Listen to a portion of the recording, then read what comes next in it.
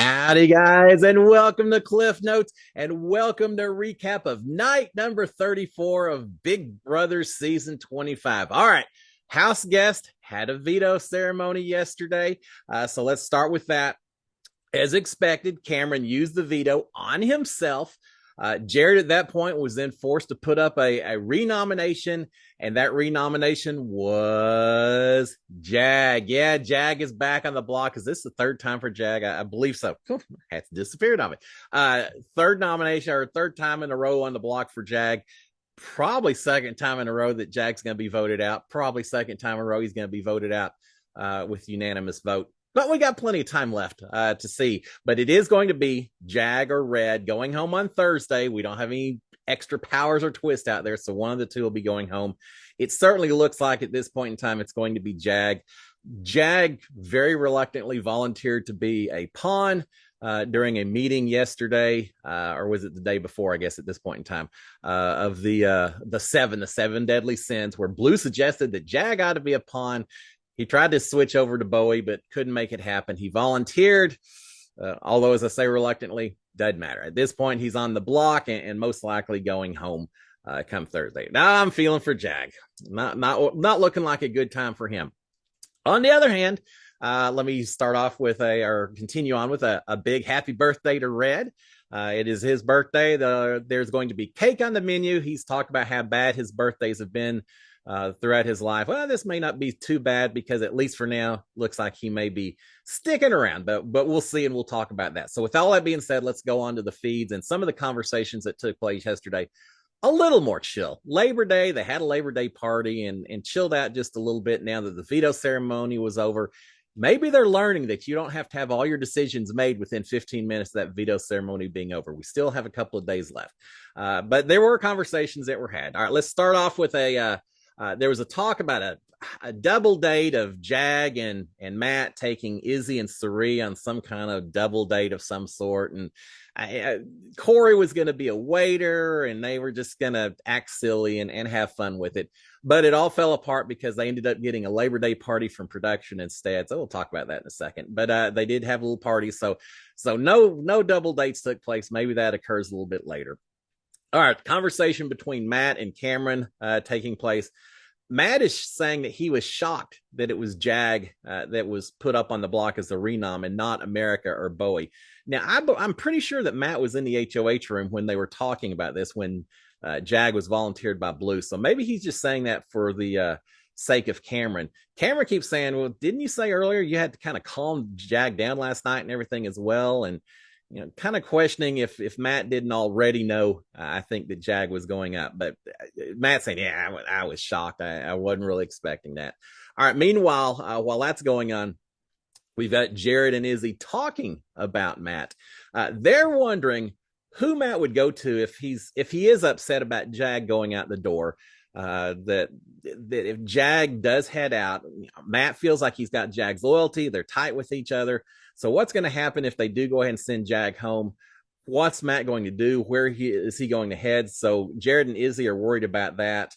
One of the questions that came up a little bit yesterday was the fact that Izzy was surprised, shocked that America knew Jag was going to go on the block before the veto ceremony.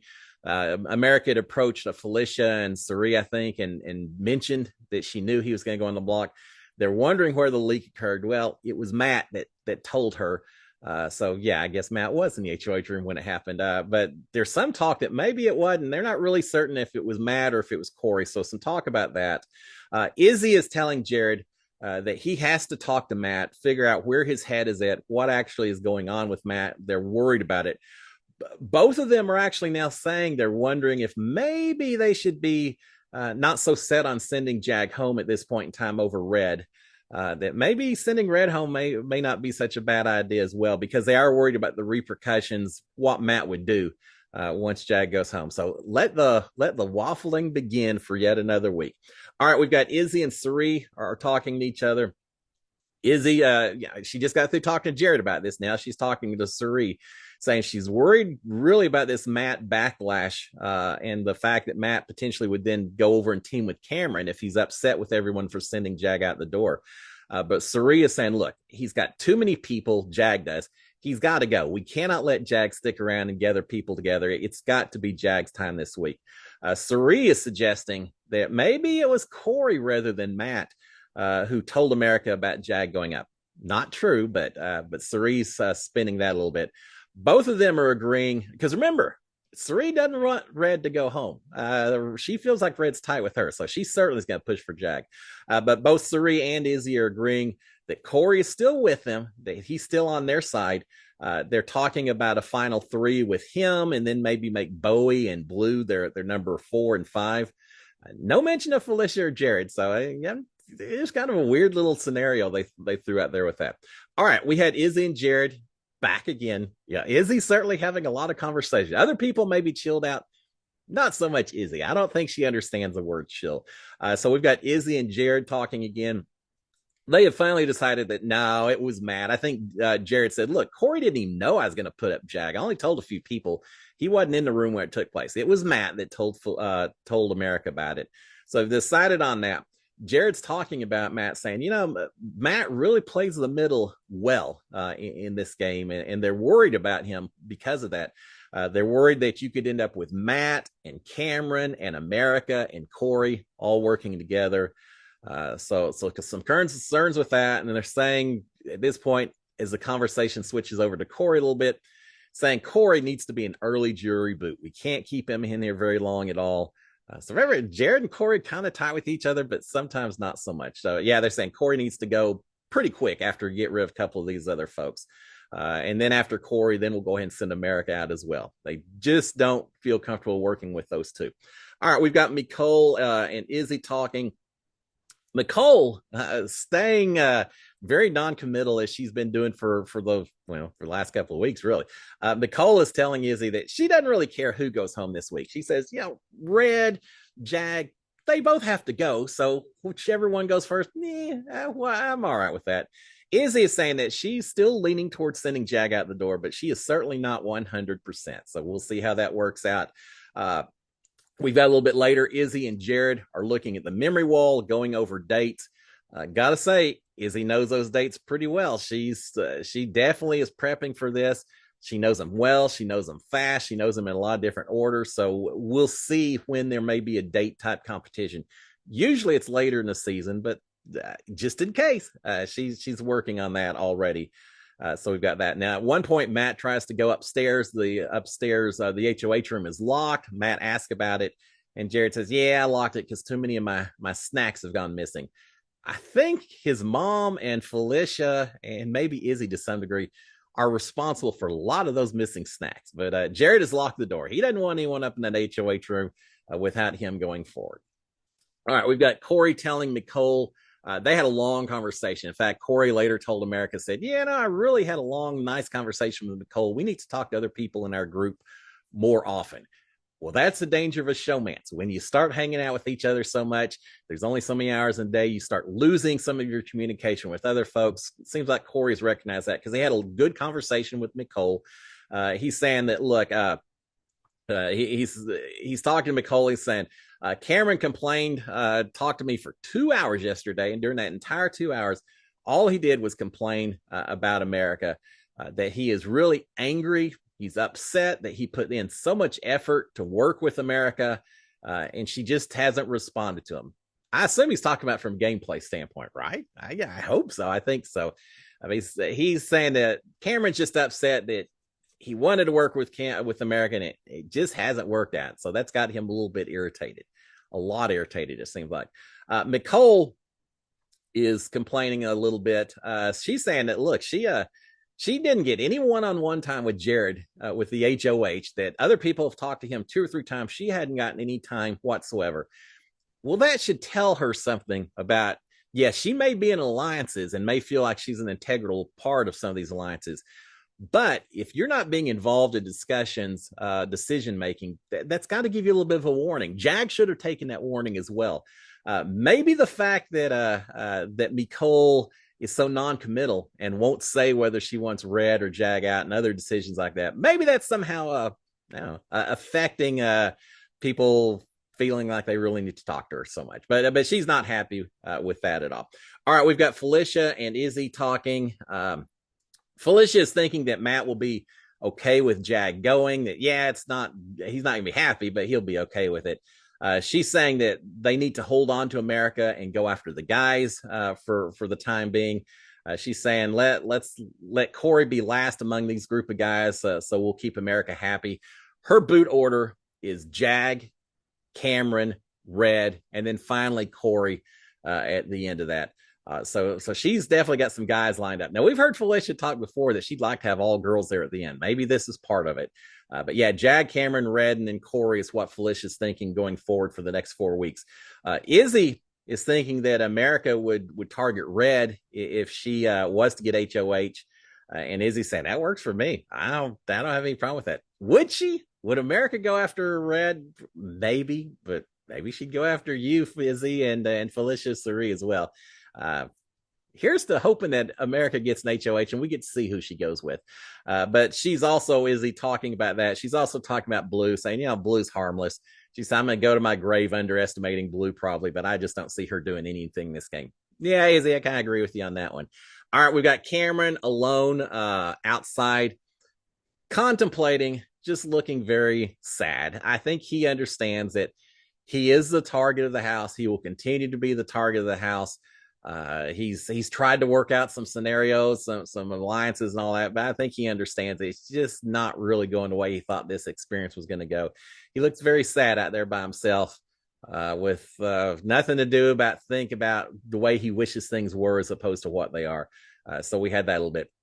All right, we've got Red and Bowie talking in the kitchen. Red's cooking up tea, I think. He had a few sayings. I guess they came off of tea bags, very philosophical type things. But Bowie comes in, Red's talking to her, and he says, look, he said, I'm past caring, I'm past worrying about it, I think, or stressing about it. He says, but if I do go home on Thursday, I'm outing her and Cameron. And at first I wasn't sure who her was. I think it's Felicia. He feels like Felicia's maybe trying to get him out as opposed to Jag, and he's not happy with it. And he's saying, I'm not going out quiet. If I go out on Thursday, I am going to make sure I out Cameron and Felicia. And I'm not sure exactly what ammo he has on both of them, but he's planning to attack them as he's heading out the door if he heads out.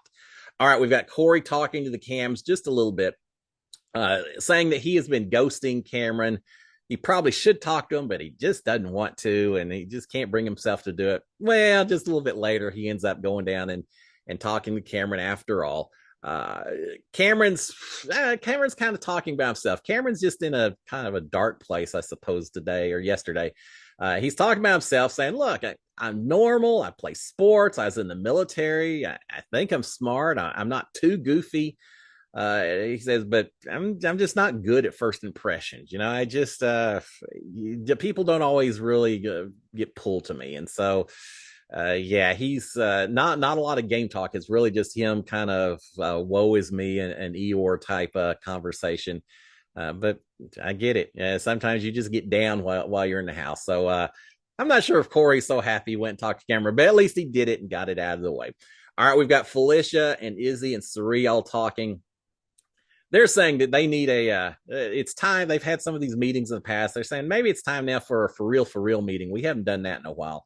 But before they do that, Izzy has to remind Felicia who's actually in that alliance. And I actually had to think about it for a second. For real, for all of the rest of us as well, or rest of y'all, consist of Izzy, Felicia, Cirie, Nicole, Jared, Corey, and America. So the big extra on this one, I guess, is Corey and America that are not in the other alliances. So they're saying, we probably need to get that group together so everyone feels comfortable and all that. So they'll do that a little bit later.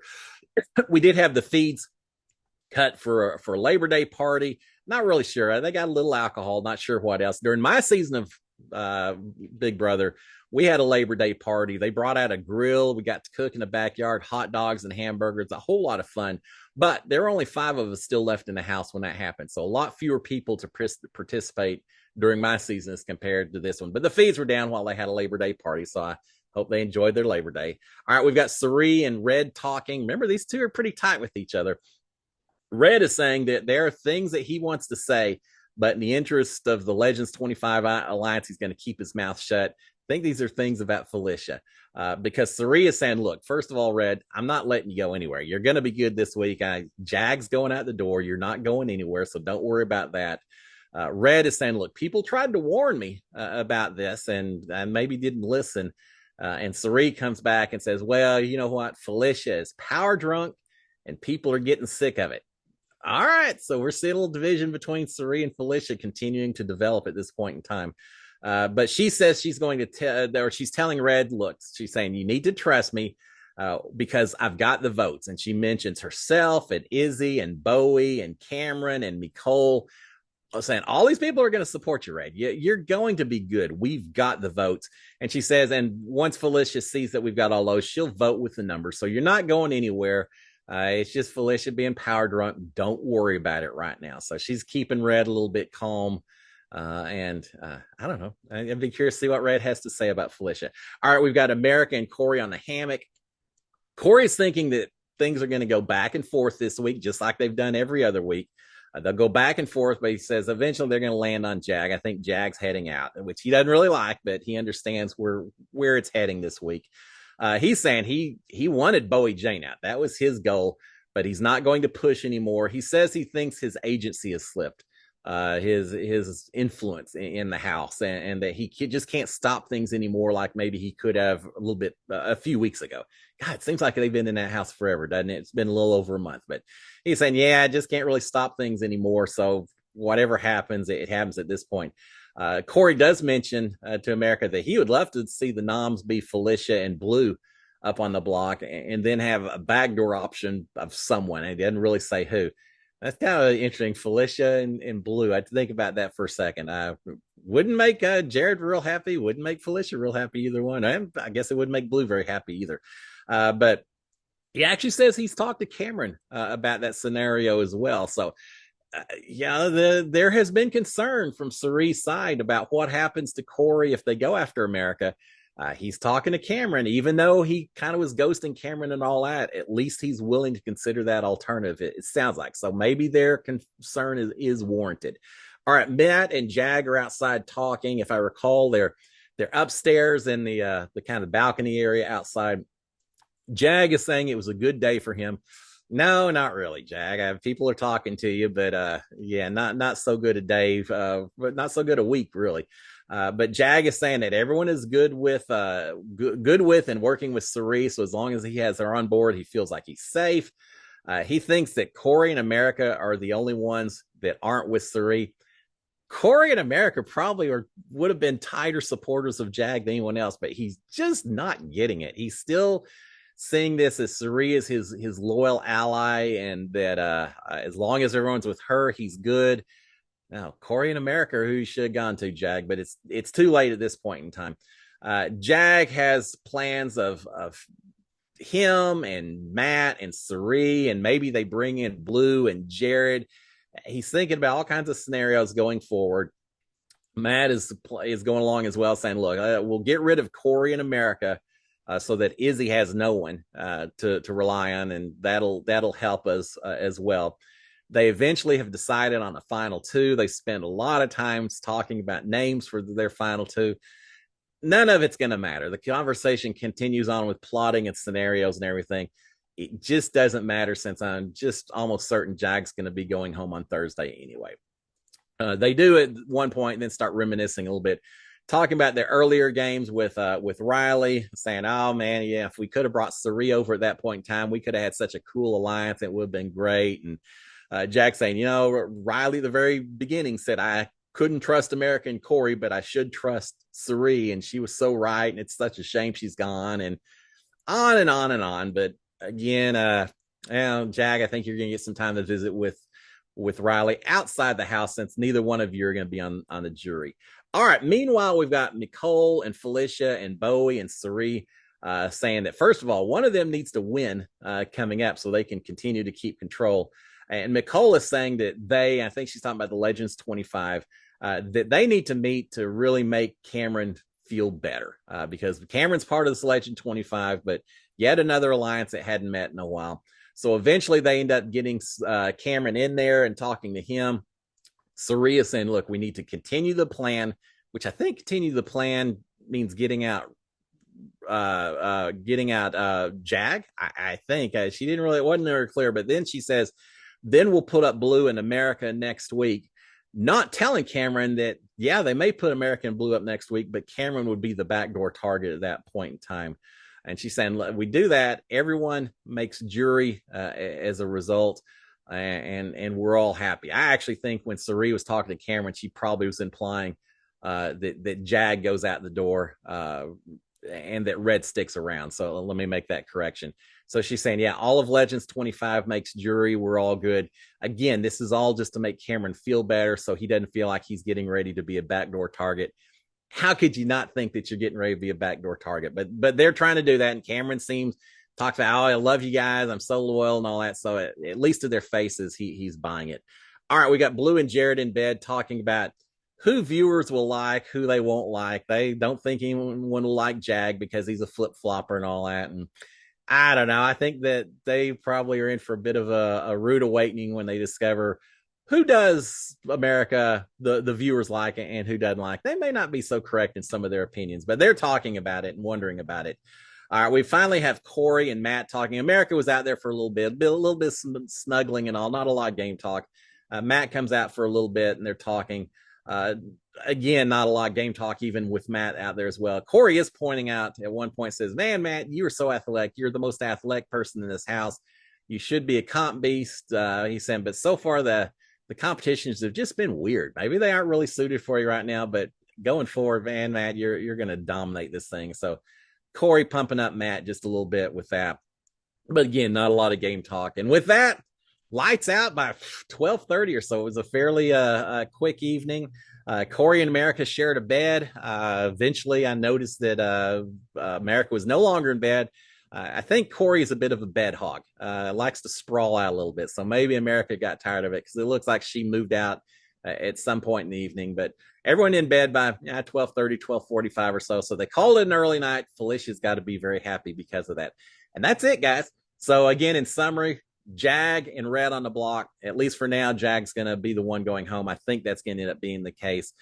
And then let the games begin again with the HOH coming up. All right, guys, y'all have a fantastic Tuesday. I will be back tomorrow morning to give you a recap of the overnight feeds for tonight. But until then, SKD 143. Cheers, my friends. Bye.